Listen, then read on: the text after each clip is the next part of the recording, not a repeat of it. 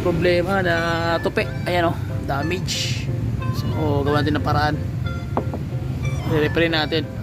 Makita natin kung paano natin yung gagawin. Basic point ng tutorials. Mainit na tubig. Bubuhusan natin.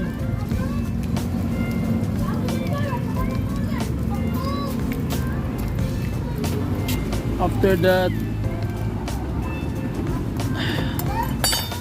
yan dong ha.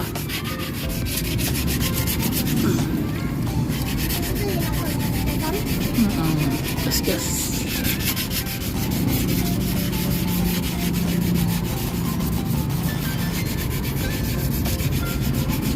Okay.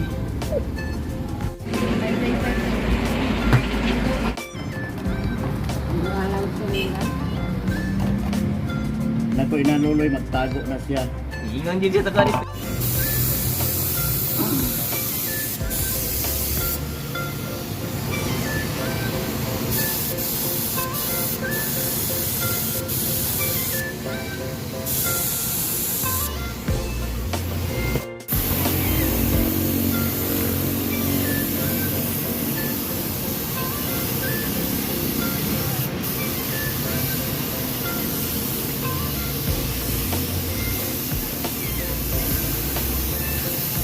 Okay, so ayan na guys, yung tinira natin. So top coat na lang kulang nito. Top coat na lang natin yan. Tsaka yun dito may konting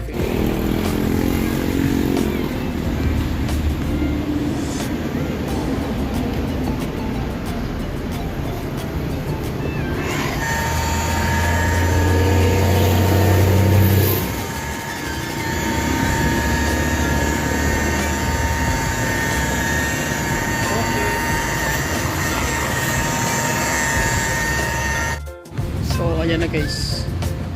Okay na yung tira natin.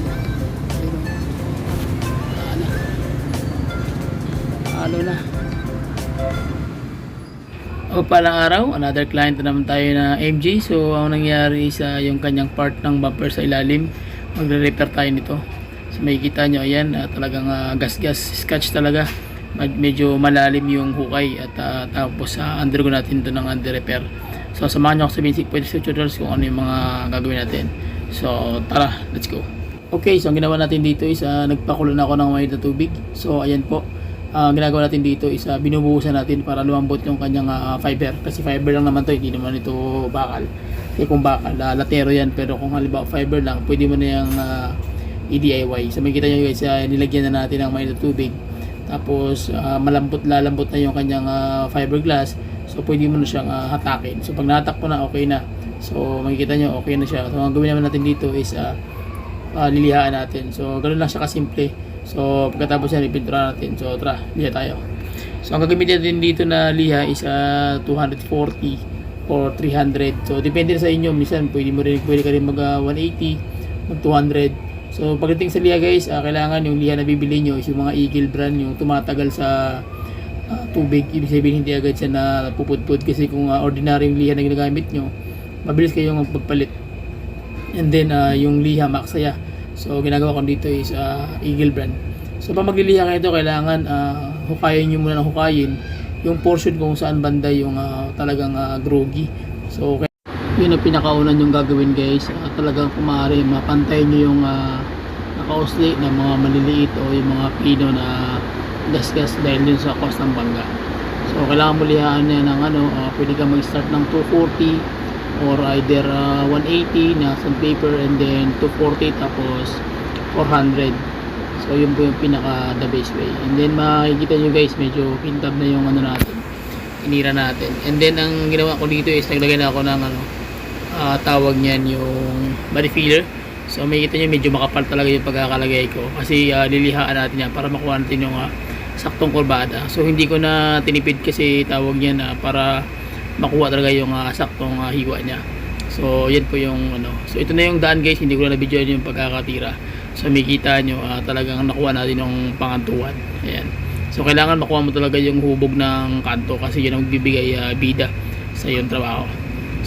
So naka-prepare na tayo guys. Ayan, makikita nyo meron ng mga dyaryo. So para hindi ganong lagyan ng ibang paint yung hindi kailangan ating tirahin. Pero dito talagang isang panel talaga yan titirahin guys, para talagang magmukhang pareho talaga siya. So kaya naman dukot-dukutin o targetin yung mga ibang mga portion. Pero mas maganda yung isang panel lang talaga para sureable. So gawin natin, mag-mix kami dito ng paint. So hindi ko man na-videoan isa-isa. So malaga meron tayong sample, at least ma-sureable talaga yung pintura na aakma talaga doon sa unit. So ito guys, mixing lang ito kasi moon white yun, medyo may pagka yellow type. So makikita nyo dito 1/4 lang yung ginamit natin na paint. So 1/4 na quart, yun yung kailangan doon para sa retouch sa harapan at saka doon sa part ng likuran, na bundle din sa may right side. Okay, so ito sila. So ayan na guys, nalagyan na natin ng primer na white. So ang gagawin natin dito is dandahan na natin magpintura. So sa paint guys, kailangan pag nalagyan mo na ng primer yan, although manipis o makapal, so kailangan pantay pa rin. Then pagkatapos niyan, pag once na maglalagay kayo ng paint na, so kailangan nyo munang maliit na yung, mahina na yung buga ng tawag yan, ng air pressure para pantay talaga, especially yung timplada ng paint and then yung hangin. So yun po yung mahalaga dito. So kailangan inanay lang, tama-tama lang yung bitaw para hindi ka kumapal o magkaroon ng mga tatawag na parang nalalaglag. So kailangan mo nang batakan o tirahin mo na yung mga portion na malalalim, especially yung paint. Makikita nyo dito guys, meron pa siyang marking. So ang gagawin natin dyan is tapalan muna natin ng konting pintura para automatic pag finish natin, pantay na. So ayan, makikita nyo guys, talagang wala na yung pati o body filler. So ganun po ang ginagawa natin dito. After nyan, ang gagawin nyo naman, ikukuskusin nyo naman ulit ng liha for final, para kung may mga konting mga ispat-ispat ng mga butas, magagawa nyo pa ng paraan. Wala tayong pati dito na nilagay, kaya body filler pa rin kasi nasa under naman yan. So body filler lang ang nilagay ko, tapos makinis na yan, wala nang mga butas yan para mga utas ng yung maliliit na nagkakaroon ng mga hukay. So pwede mo nang ulit tirahin yan for final na. So at least wala na siyang makinis talaga, wala kang makikita na parang mga dimple na nakahukay dyan sa pintura. So ayan guys, makikita nyo unang tira pa lang pero makinis na. So try na natin. So for final na, ito na, try na natin yung for final na result. So ayan na guys, tatabunan na natin yung last na pinati natin para totally talaga siya na mawala na siya at pintura talaga ang lalabas. So after that niya, ayun ang tira natin. Makikita nyo clear coat, sorry, wala pa siya, paint pa lang yan, wala pang clear coat yan. Sige, binanga tayo. So ay makikita nyo, so solve na tsaka isang kulay lang talaga kinalabasan ng tira natin. So makikita nyo na gabing-gabi na, marami din customer guys na nakapila. Ayan, so makikita yung trabaho natin, talagang sulit-sulit. Gabi na tumitira kasi repair lang naman to, tsaka isang bumper lang naman. So pero pag once na buong body, especially sa mga ganito nga unit na high-end, kailangan yan araw kasi mahirap pag titira ng gabi. So makikita nyo yung daan natin guys, ayan sa likod ng bumper. So makinis na rin, panalo na rin, ayan, kita nyo. So next form natin gagawin dyan is yung kanyang clear coat. So makikita nyo wala na rin damage o ano mga pwedeng reference. So clear coat na lang kulang para go na tayo. Okay, so basic pointers pa rin gagawa kayo ito. Kailangan alam nyo talaga, especially pag gabi, mahirap makipagsapala ng paint guys pag gabi, dahil ang kalaban mo dito yung humidity, yung temperatura ng yung paligid. Okay, so makikita nyo naman yung gawa natin. Ito paano, okay naman. Let's move natin gagawin is magpipaint na tayo ng top coat o clear coat. Wala siyang halong thinner. So diretso na yan guys, catalyst lang tsaka yung clear coat na pintura. So yun na po yung pang last part na gagawin natin. So ito yung part ng bumper. So may kita nyo for final na talaga yan, wala nang balikan yan.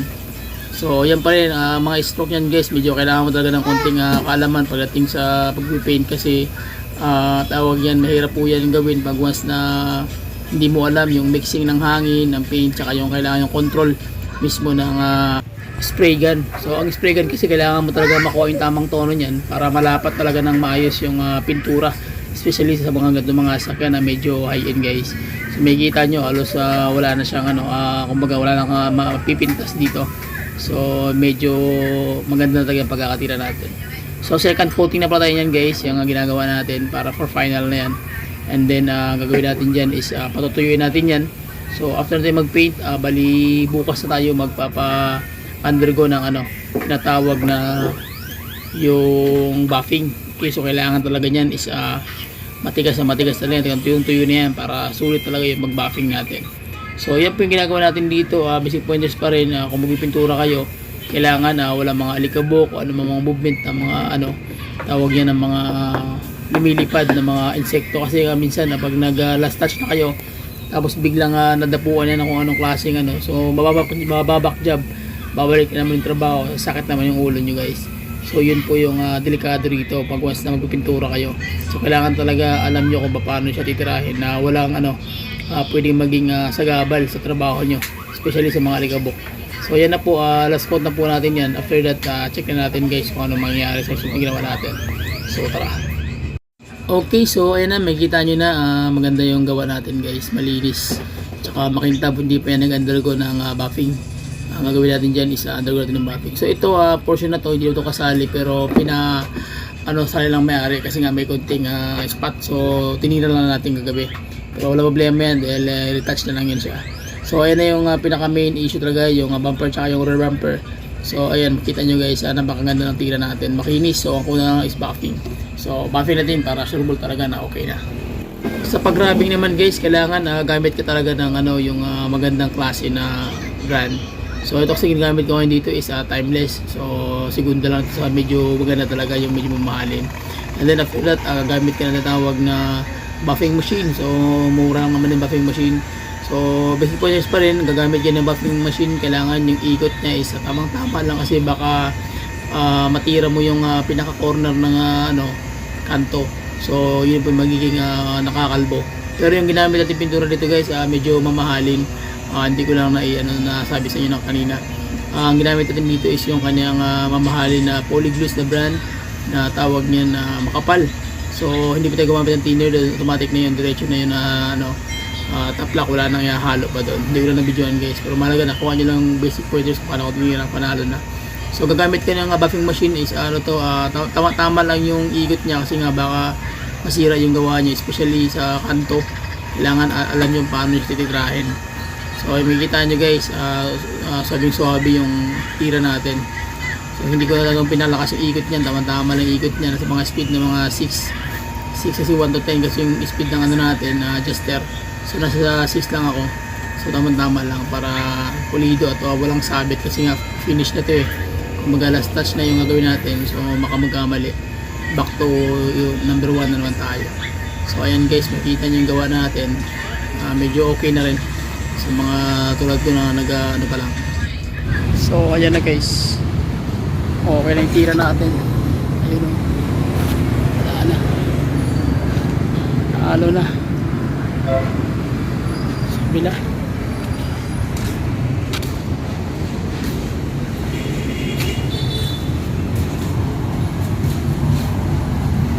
Okay na, kakulay lang sila, panalo na yung tira natin.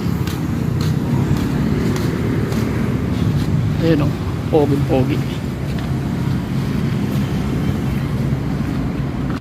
Hanggang dito lang guys, so maraming salamat sa inyong walang sawang suporta sa ating YouTube channel, Carsling TV. So please subscribe to my YouTube channel, share my video, comment lang kayo sa comment section, and then sikapin ko na ma-reply ko naman natin mga katanungan nyo. So hanggang dito lang guys, please subscribe to my YouTube channel. Bye bye and God bless. See you.